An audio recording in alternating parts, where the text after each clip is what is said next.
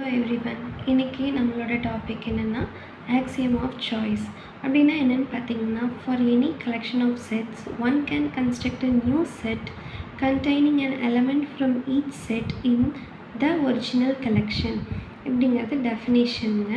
So அப்படின்னா அது என்ன அப்படின்னா, இப்போது for example S1 S2 S3 அப்படின்னு 3 குரூப் எடுத்துக்கிறோன்னு வச்சுக்கோங்களேன். அதில் S1ல் எலமெண்ட்ஸ் பார்த்திங்கன்னா X1 X2 X3 X4 எல்லாமே இருக்கும். அதே மாதிரி S2ல் சம் எலமெண்ட்ஸ் இருக்கும், S3ல் சம் எலமெண்ட்ஸ் இருக்கும்.